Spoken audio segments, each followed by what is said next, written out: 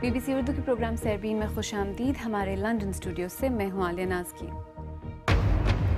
India में तमाम मज़ाहिब के लिए एक ही कानून लाने पर बहस, लेकिन मुसलमान इसके खिलाफ क्यों? यूनिफॉर्म सिविल कोड के खिलाफ हूँ, बिकॉज़ हमारे इस्लाम में, शरीयत में हमारा खुद का कानून है जो कि किसी का बनाया हुआ नहीं है। अल्लाह ताला के हुक्म के हिसाब से हम लोग चलते हैं। पाकिस्तान के शहर कराची के रीजेंट प्लाजा होटल में आग लगने से कम से कम 11 अफराद हलाक, जबकि 79 अफराद शदीद जख्मी।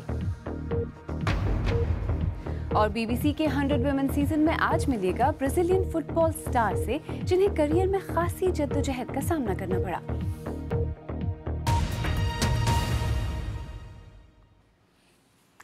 इंडिया के आइन में आर्टिकल 44 के तहत मुल्क में यकसा सिविल कोड लाने की बात कही गई है और इसके बाद से ही ये मुतनाज़ है। बाज़ इसे मुल्क में यकसा कवानीन की कोशिश के तौर पर देखते हैं, तो बाज़ अक्सरियत के सिविल कवानीन को अक़लियत पर मुसल्लत करने की साजिश करार देते हैं। सियासी मफाद के तहत इसका इस्तेमाल होता रहा है, लेकिन 66 साल का अरसा गुजर जाने के बाद अब भी इससे मुतल्लिक़ कोई रिपोर्ट पेश नहीं की जा सकी है। BBC उर्दू की सीरीज़ नाई की दुकान से चाय की दुकान तक की इस कड़ी में देखिए इंडिया के शहर कोलकाता से मिर्ज़ा अब्दुल बाकी की रिपोर्ट।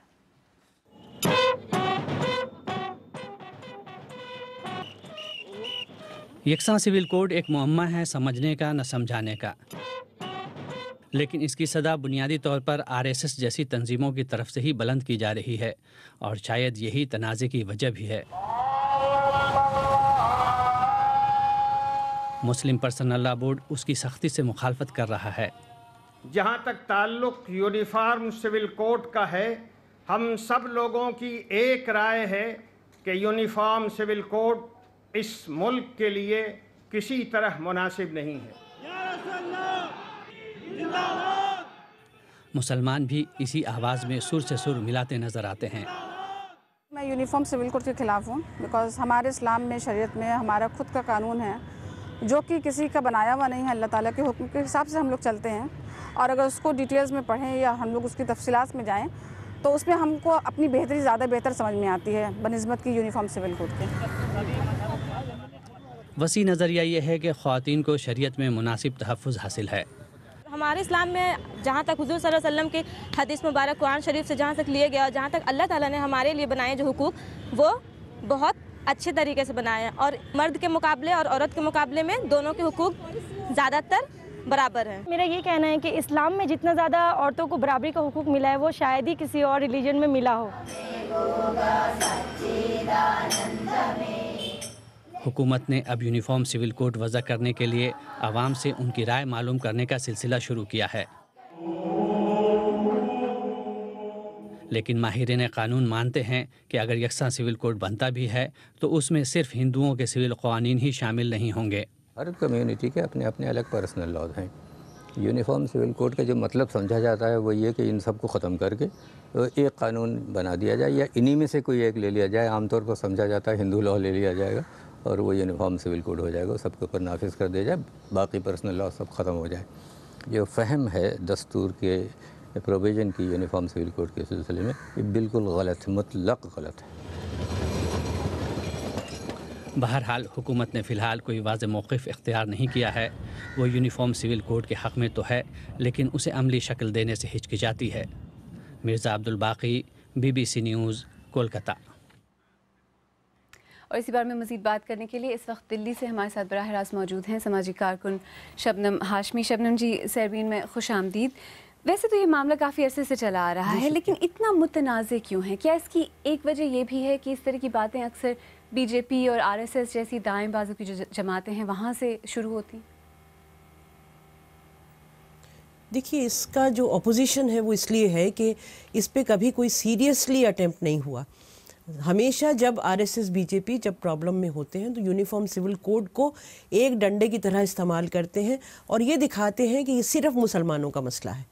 ये मसला सिर्फ मुसलमानों का नहीं है, बाकी जितनी कम्युनिटीज़ हैं, हिंदू, सिख, ईसाई, सबके अपने अपने पर्सनल लॉज हैं और उन सबके अंदर बहुत सारी ऐसी चीज़ें हैं जिनको बदलने की ज़रूरत है। लेकिन बीजेपी और इस सरकार के पास कोई ब्लूप्रिंट नहीं है यूनिफॉर्म सिविल कोड का, ना उन्होंने इसके बारे में सोचा है। वो सिर्फ मुसीबत के वक्त में इसको इस्तेमाल करते हैं। अच्छा, अगर एक सेक्युलर यूनिफॉर्म कोड लागू हो जाता है तो जो ये एक तासुर है कि वो दरअसल जो हिंदू पर्सनल लॉ है वो ही लागू होगा तमाम मज़ाहिब पर, ये तासुर कहाँ से पैदा हुआ है? ऐसा क्यों लगता है लोगों को, ख़ास तौर पर कुछ मुसलमानों को? देखिए, ऐसा इसलिए लगता है कि जैसा मैंने कहा कि जब भी बीजेपी को ये दिखाना होता है कि मुसलमान बैकवर्ड है, उस वक्त यूनिफॉर्म सिविल कोड की बात होती है। अगर हम यूनिफॉर्म सिविल कोड की बात करें, मैं आपको सिर्फ एक एग्जांपल दे रही हूँ। गोवा में यूनिफॉर्म सिविल कोड के अंदर एक हिंदू आदमी जो है, अगर उसकी बीवी 30 साल की उम्र तक बेटा पैदा ना करे तो वो दोबारा शादी कर सकता है। तो किस तरह का यूनिफॉर्म सिविल कोड आएगा? उसके ऊपर एक जो डिबेट होनी चाहिए वो कहीं नहीं है। ज़रूरत इसकी है कि इनेबलिंग लॉज आएँ, कि प्रोग्रेसिव लॉज आएँ। ये जो हम जो औरतों की बराबरी की बात कर रहे हैं, जो जेंडर जस्ट लॉज की बात कर रहे हैं, इसको हम किसी भी रिलीजन में नहीं ढूंढ सकते, लेकिन इसको अब हम एक बिल्कुल रुकी हुई सोच के साथ भी हम नहीं सोच सकते इसको। और यूनिफॉर्मिटी का मतलब इक्वालिटी नहीं होता। जी, अच्छा, इस पर बहस तो चल रही है। आपको क्या लगता है, क्या मुल्क को वाकई एक यूनिफॉर्म सिविल कोड की ज़रूरत है, एक यकसा निज़ाम क़वानीन का सब के लिए? देखिए, मेरा मानना यह है कि हिंदुस्तान जो बहुत ही डाइवर्स मुल्क है, जहाँ 4,500 कम्युनिटीज़ हैं, वहाँ पे यूनिफॉर्म कुछ नहीं हो सकता, वहाँ इक्वल ज़रूर हो सकता है।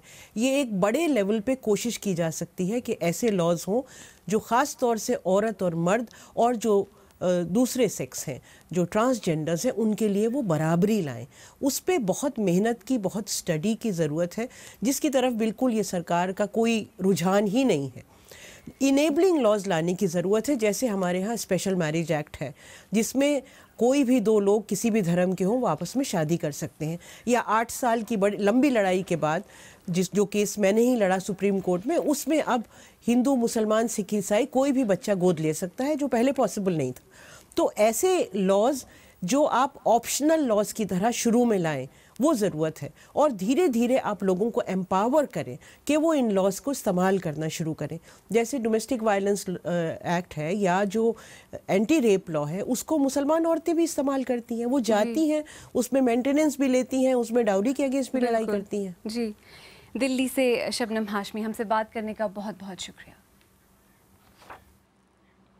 आइए अब दीगर अहम मौज़ूआत पर एक नज़र डालते हैं। पाकिस्तान के सन्नती और तिजारती मरकज़ कराची में पीर की सुबह शाहराह फैसल पर एक होटल में आग लगने से 11 अफराद हलाक, जबकि 79 अफराद शदीद ज़ख्मी हुए हैं। मरने वालों में 4 डॉक्टर्स भी शामिल हैं। तफसील के साथ काशिफ कमर। आग पीर के रोज़ रात की तारीकी में लगी, जिसके बाद धुआं फैलने से होटल की ऊपरी मंजिलों में मुकीम अफराद अपने कमरों में फंस गए थे। फायर ब्रिगेड के मुताबिक आग पर काबू पाने में 3 घंटे लगे। बिजली मुनक़ता होने से भी इमदादी कार्रवाइयों और लोगों के इनखला में खासी दुश्वारी पेश आई। खुद शीशे तोड़े, उस दौरान जब हमारे सीनियर कॉल करते रहे, किसी ने कोई जो है वो उसमें नहीं अटेंड की, फिर लाइट चली गई, लाइट ऑफ हो गई, कुछ पता नहीं चल रहा था। फिर उसके बाद क्या हुआ कि हमने फिर कपड़े जो बेड शीट्स थी उनको आपस में बांधने के बाद जो है फिर हम 4th फ्लोर से नीचे कूदे खुद ही। शहर की मरकज़ी शाहराह पर वाक़ई रीजेंट प्लाजा में इस हादसे के वक्त बहुत से गैर मुल्की अफराद भी मुकीम थे, जिन्हें फायर ब्रिगेड और ख़ुद होटल के अमले के अफराद ने उनके कमरों से निकाला। ज़ख्मियों को और मरने वालों की लाशें होटल के पीछे वाक़ जना अस्पताल ले जाई गईं। ख्याल है कि ज़्यादातर अफराद धुएं के बायस दम घुटने से हलाक हुए। 4 ख़वातीन समेत 11 अफराद को मुर्दा हालत में हस्पताल लाया गया था, जिनमें 2 डॉक्टर भी थे। अभी तक मरने वाली सिर्फ एक खातून की शिनाख्त हुई है। हादसे के वक्त होटल में कायद-ए-आज़म ट्रॉफी क्रिकेट टूर्नामेंट के मैच के लिए UBL की टीम के खिलाड़ी भी ठहरे हुए थे, जो धुएं से मुतासिर हुए हैं। इनमें सुहेब मकसूद भी शामिल हैं, जो आलमी सतह पर पाकिस्तान की नुमाइंदगी कर चुके हैं। मुंतज़मीन ने कायद-ए-आज़म ट्रॉफी का आज का मैच मनसूख कर दिया है। इंडिया के ज़ेर इंतज़ाम कश्मीर की हिंद नवाज़ जमात नेशनल कॉन्फ्रेंस के सरबराह फ़ारूक अब्दुल्ला ने अलहदगी पसंद इत्तेहाद हुर्रियत कॉन्फ्रेंस की हिमायत का ऐलान किया है। फ़ारूक अब्दुल्ला और उनके साहिबजादे उमर अब्दुल्ला रियासत के वज़ीर आला रह चुके हैं और अब तक रियासत के इंडिया के साथ रहने के अलंबरदार रहे हैं। ताहम अब उन्होंने अलहदगी पसंदों से कहा है कि उनकी जमात तब तक हुर्रियत कॉन्फ्रेंस के साथ है जब तक कि इत्तेहाद सही रास्ते की तरफ कश्मीरियों की रहनुमाई करेगा। जनूब मशरक़ी बांग्लादेश से मौसूल इत्तलात के मुताबिक म्यांमार के साथ एक सरहदी दरिया में रोहिंग्या मुसलमानों की एक कश्ती डूब जाने के बाद दर्जनों अफराद लापता हैं। बताया जाता है कि इस कश्ती में लगभग 30 अक़लियती रोहिंग्या मुसलमान सवार थे और उनमें से सिर्फ एक खातून को मकामी लोग बचाने में कामयाब हुए हैं। इंडिया की जनूबी रियासत तमिलनाडु की मकबूल वज़ीर आला जयललिता की ज़िंदगी के बारे में तशवीश बढ़ती जा रही है। गुज़श्ता रोज़ उन्हें दिल का दौरा पड़ा था, जिसके बाद से उन्हें मशीनों की मदद से ज़िंदा रखा जा रहा है। डॉक्टरों ने उनकी हालत को नाजुक करार दिया है। आइए अब देखते हैं कि हमारी वेबसाइट bbcurdu.com पर क़ारीन की तवज्जो किन खबरों पर रही। सूबे पंजाब के शहर झंग से सूबाई असम्बली का ज़िमनी इंतखाब जीतने वाले मसरूर झंगवी JUFI में शामिल होने को तैयार। मोहम्मद हनीफ का कॉलम तू भाग गया और सलमा हुसैन का कॉलम तंदूरी मुर्ग की कहानी ज़्यादा पढ़े जाने वाले मौज़ूआत में शामिल है। BBC उर्दू के प्रोग्राम सेरबीन में आगे चलकर देखिएगा, अफ्रीकी मुल्क माडागास्कर में क्यों लोग अपनी घरेलू अशिया और मवेशी बेचने पर मजबूर हो गए हैं, और ऐसी खातून फुटबॉलर की कहानी जिसने नामुमकिन को मुमकिन कर दिखाया।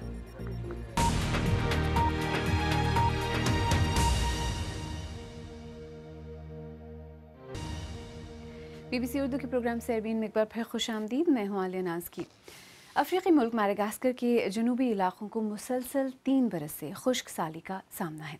अक़वाम मुत्तहिदा ने सूरत हाल को एक सानहा करार दिया है। बारिश न होने के सबब फसलें तबाह हो चुकी हैं और 8.5 लाख लोग खुराक की कमी का शिकार हैं। खुराक के ज़ख़ीरे ख़त्म होने की वजह से लोग अपनी घरेलू अशिया और मवेशी बेचने पर मजबूर हो गए हैं। तफसील के साथ अंबर खैरी। इस मिट्टी ने गुज़िश्ता 3 बरस में बहुत कम बारिश देखी है।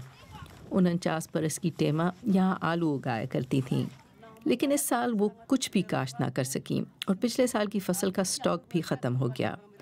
अब उन्हें और उनके शौहर को अपने 10 बच्चों को खुराक मुहैया करने में सख्त मुश्किल का सामना है। उनके गांव में लोग सड़क के किनारे उगने वाले कैक्टस के फल खाने पर मजबूर हो गए हैं। जनूबी माडागास्कर में ये सिम्पोना नामी इलाका है, जिसका कई बरसों की खुश्क साली की वजह से बुरा हाल है। सुर्ख कैक्टस से फल हासिल करना अब मुश्किल हो गया है। हम 2-2 घंटे कोशिश करते हैं, लेकिन हमें यह बहुत मुश्किल से मिलते हैं। हमारे मैदे इसके आदी हो गए हैं। हमारे पास खाने के लिए कोई और चीज़ नहीं है। यहाँ से 3 घंटे के सफ़र के बाद एनाले पार्ट्स नामी गांव आता है। इस इलाके के ज़्यादातर गांव की तरह यहाँ भी खुराक तकसीम की जाती है और इसके लिए यहाँ सैकड़ों लोग जमा होते हैं। अक़वाम मुत्तहिदा के मुताबिक खुश्क साली से मुतासिर 20% ख़ानदान अब कहत के धाने पर पहुँच चुके हैं।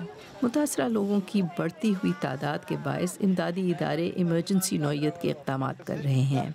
इस इलाके में 10 हज़ार अफराद भूख का सामना कर रहे हैं। अक्सर बच्चों को पानी हासिल करने के लिए रात में सफ़र करना पड़ता है ताकि वो सुबह सवेरे यहाँ पहुँच सकें। 16 साल का माँ का इकलौता बेटा है, जिसे अपने ख़ानदान की ज़रूरत पूरी करने के लिए मीलों सफ़र करना पड़ता है। जहाँ हम रहते हैं वहाँ पानी नहीं है, लिहाजा हम 2 घंटे का सफ़र करके यहाँ आते हैं। कभी कभार यहाँ पर भी पानी नहीं होता। हमें अपने बर्तन भरने में बहुत वक्त लग जाता है और जो पानी हम लेकर जाते हैं वो सिर्फ 2 रोज़ में ख़त्म हो जाता है।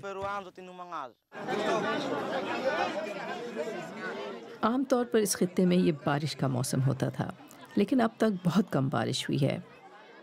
टेमा और इस जैसे हज़ारों लोगों के लिए इसका मतलब है कम पैदावार और बका की जद्दोजहद का एक और साल। और अब कल से शुरू होने वाली BBC उर्दू सर्विस की नई सीरीज़ की एक झलक देखते हैं। शायद हम पे रहम आ जाए, शायद हमें छोड़ दे। ऐसी कब्रें जिनके ऊपर कोई नाम ही नहीं है वो भी बन रही हैं। हर साल तकरीबन 1000 औरतें नाम निहाद गैरत के लिए कत्ल। क्यों? आप अपनी ख़वातीन को मारते हैं। जब गुस्सा आता था मारता था, इस दफ़ा मार दिया। देखिए, सुनिए और पढ़िए BBC उर्दू सर्विस की खुसूसी सीरीज कत्लो गैरत दिसंबर 6 से BBC उर्दू TV, रेडियो सेरबीन और bbcurdu.com पर। आइए ब्राज़ील चलते हैं, जहां सन 2016 के ओलंपिक्स के दौरान मार्टा विएरा डी सिल्वा अपनी टीम की क़यादत करते हुए फ़ुटबॉल की हीरो बनकर उभरी। मगर एक ऐसे मुल्क में जहां फ़ुटबॉल एक जुनून है, इस खेल में जगह बनाने के लिए ख़वातीन को ज़बरदस्त जद्दोजहद करनी पड़ रही है। ख़वातीन का फ़ुटबॉल खेलना बहुत सों के लिए अजीब है, इसीलिए इन खिलाड़ियों को जिनसी इम्तियाज़ का भी सामना है। BBC के 100 वुमेन सीज़न ने मार्टा विएरा डी सिल्वा से बात की। पेश कर रहे हैं उमर आफरीदी। फुटबॉल की सरजमीन पर खवातीन की आवाज़। मार्टा डा सिल्वा को दुनिया की बेहतरीन फुटबॉलर समझा जाता है, मगर जिस खेल से उन्हें इश्क है उसमें नामवर बनने के लिए उन्हें अपना वतन ब्राज़ील छोड़ना पड़ा। मैं पेशावर फुटबॉलर बनना चाहती थी। लोगों के लिए ये मायूब बात थी। उनके नज़दीक फुटबॉल तो लड़कों का खेल है। इसका जवाब मैं मैदान में उतर कर देना चाहती थी। मार्टा 5 मरतबा फीफा की प्लेयर ऑफ द ईयर रहीं। रियो ओलंपिक्स में उनकी शिरकत खवातीन के लिए इंतहाई हिम्मत अफजा साबित हुई। ब्राज़ील में 1979 से पहले 38 साल तक खवातीन के फुटबॉल खेलने पर पाबंदी थी। एमिली लिमा इस पाबंदी के हटने के 1 बरस बाद पैदा हुई। आज वो ब्राज़ील की खवातीन फुटबॉल टीम की पहली खातून कोच हैं। हमें रोज़ाना ये मनवाना पड़ता है कि हम इस मकाम की मुस्तहिक हैं। हमारे क्लब बगैर किसी ढांचे या फंड के चल रहे हैं। कई लड़कियों को खेल के लिए बहुत मेहनत करनी पड़ती है, जैसे 17 बरस की लारिसा को। मेरे इलाके में खवातीन का कोई फुटबॉल क्लब नहीं है। यहाँ आने में मुझे 2 घंटे लग जाते हैं। लारिसा का ख्वाब ओलंपिक्स में खेलना है। उनके लिए मार्टा और एमिली का पैगाम है, कभी हिम्मत न हारना। मुश्किलें तो होंगी, मगर जो तुम कर रही हो, अगर तुम्हें उससे प्यार और उस पर यकीन है तो तुम्हें आगे बढ़ते रहना होगा।